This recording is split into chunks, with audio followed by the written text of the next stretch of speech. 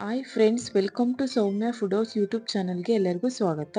Friends, ಇವತ್ತು ಮೆಕ್ಕೆಜೋಳದಿಂದ ಯಾವ ರೀತಿ ಒಂದು ಚಾಟ್ಸನ್ನು ಮಾಡೋದು ಅಂತ ನೋಡೋಣ.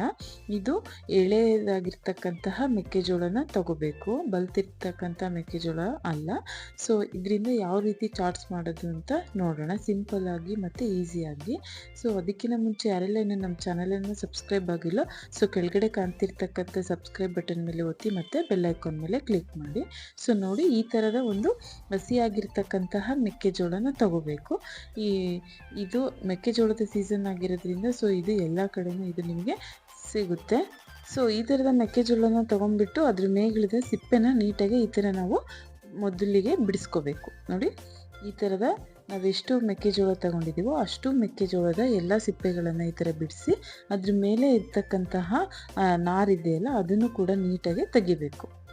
ಈ ಮೆಕ್ಕೆಜೋಳ ಅತಿ ಹೆಚ್ಚು ಕಾರ್ಬೋಹೈಡ್ರೇಟ್ ಇರೋದ್ರಿಂದ ಇದು ಶರೀರಕ್ಕೆ ಮತ್ತೆ ತುಂಬ ಶಕ್ತಿನ ನೀಡ್ತದೆ. ಸೊ ಇದನ್ನ ತಿನ್ನೋದ್ರಿಂದ ಇದರಲ್ಲಿ ಫೈಬರ್ ಅಂಶನೂ ಜಾಸ್ತಿ ಇರೋದ್ರಿಂದ ಇದೇನಾಗುತ್ತೆ, ನಾವು ಸ್ವಲ್ಪ ತಿಂದ್ರೇನು ಸಾಕು, ನಮಗೆ ಹೊಟ್ಟೆ ಹಸಿವು ಆಗಲ್ಲ, ಹೊಟ್ಟೆ ತುಂಬಿದೆ ಅನ್ನೋ ಫೀಲ್ ಆಗುತ್ತೆ.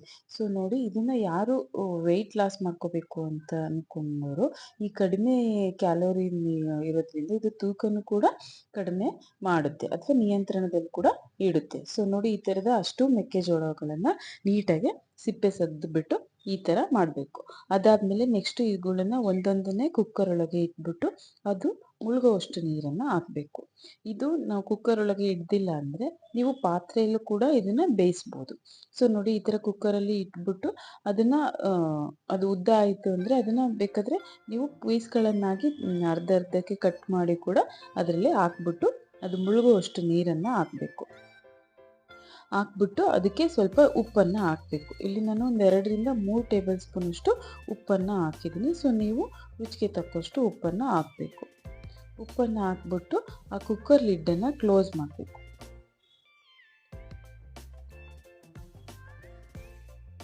ಕುಕ್ಕರ್ ಲಿಡ್ಡನ್ನು ಕ್ಲೋಸ್ ಮಾಡಿ ಇದನ್ನು ನಾವು 3-4 ವಿಷಲಷ್ಟು ಇದನ್ನು ಕುಕ್ಕರನ್ನು ಕೂಗಿಸ್ಬೇಕು. ಇದು ಎಳೆದಾಗಿರೋದ್ರಿಂದ ಬೇಗ ಬೇಯ್ತವೆ. ಸೊ ಅದಕ್ಕೆ ಈ ಥರದ 3-4 ವಿಷಲ್ ಕೂಗಿಸ್ಬಿಟ್ಟು ನೆಕ್ಸ್ಟ್ ಅದು ತಣ್ಣಗಾದ್ಮೇಲೆ ಈ ಕುಕ್ಕರ್ ಲಿಡ್ನ ತೆಗೆದುಬಿಟ್ಟು ನೋಡಿ ಇದು ಎಷ್ಟು ನೀಟಾಗಿ ಬೆಂದಿದೆ ಅಂತ. ಸೊ ನೀವು ಚಾಕು ಸಹಾಯದಿಂದ ಈ ಥರ ಚುಚ್ಚಿದ್ರೂ ಸಹಿತ ಗೊತ್ತಾಗುತ್ತೆ ಅದು ಕಾಳು ಬೆಂದಿದೆಯೋ ಹೆಂಗೋ ಅಂತ. ಸೊ ನೋಡಿ, ಈ ಥರ ಅಷ್ಟು ಬೇಯಿಸಿರ್ತಕ್ಕಂತಹ ಮೆಕ್ಕೆಜೋಳನ ಒಂದು ಪ್ಲೇಟ್ಗೆ ಈ ಥರ ತೆಗಿಬೇಕು. ಇದು ಸುಡ್ತಾ ಇರುತ್ತೆ.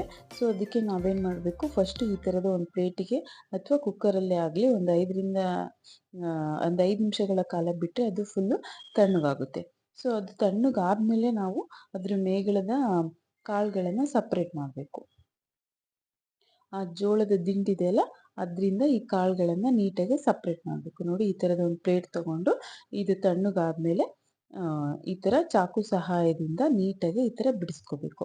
ಇದನ್ನ ತುಂಬ ಜನ ಈ ಥರದ ಕಾಳನ್ನು ಬಿಡಿಸೋಕ್ಕೆ ತುಂಬ ಕಷ್ಟ ಅಂತಾರೆ.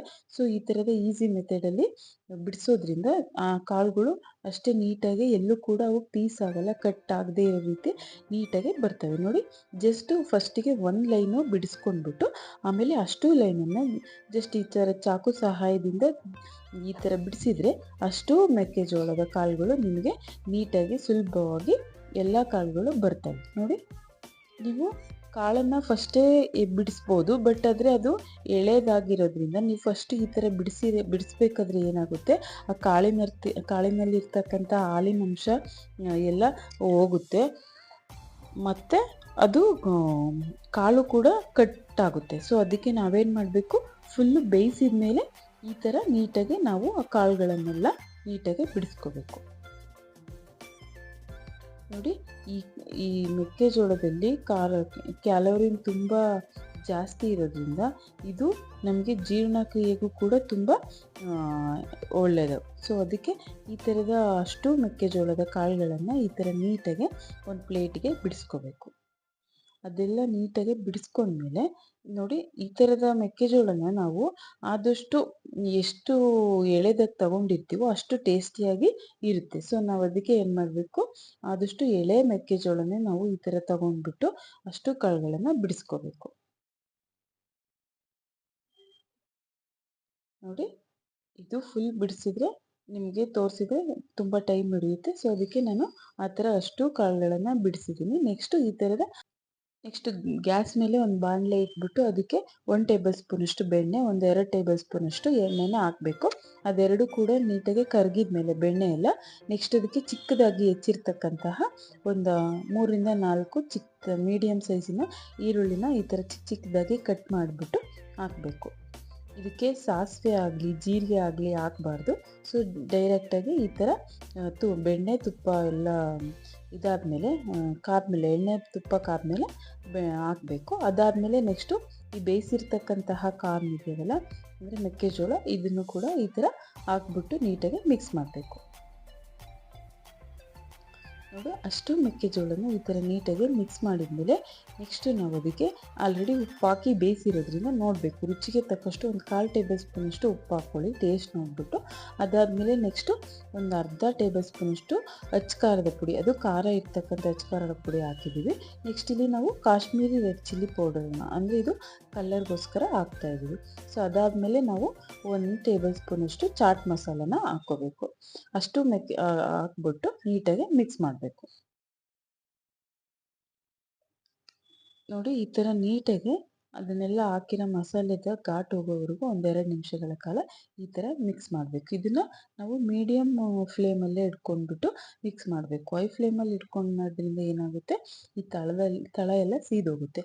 ಸೊ ಅದಕ್ಕೆ ಅದಾದಮೇಲೆ ನೆಕ್ಸ್ಟು ಈ ಥರ ಚಿಕ್ಕ ಚಿಕ್ಕದಾಗಿ ಕಟ್ಟರು ಮಾಡ್ಕೋಬೋದು, ಅಥವಾ ಈ ಥರ ಪ್ಯೂರಿ ಥರನಾದ್ರು ಸ್ವಲ್ಪ ಟೊಮೊಟೊ ಹಣ್ಣನ್ನು 1ರಿಂದ 2 ಟೊಮೊಟೊ ಹಣ್ಣನ್ನು ಈ ಥರ ಹೆಚ್ಕೊಂಡ್ಬಿಟ್ಟು ಹಾಕಬೇಕು. ಅದಾದಮೇಲೆ ಒಂದು ಅರ್ಧ ಟೇಬಲ್ ಸ್ಪೂನಷ್ಟು ನಿಂಬೆಹಣ್ಣಿನ ರಸನ ಹಿಂಡಬೇಕು. ನೋಡಿ, ಅದೆಲ್ಲ ಆದಮೇಲೆ ಅದನ್ನು ನೀಟಾಗಿ ಈ ಥರ ಮಿಕ್ಸ್ ಮಾಡಬೇಕು. ಇದೆಲ್ಲ ನೀಟಾಗಿ ಮಿಕ್ಸ್ ಮಾಡಿದ್ಮೇಲೆ ನೆಕ್ಸ್ಟ್ ಕೊನೆಯದಾಗಿ ಇದಕ್ಕೆ ನಾವು ಹಸಿ ಕೊಬ್ಬರಿ ತುರಿಯನ್ನು ಹಾಕಬೇಕು.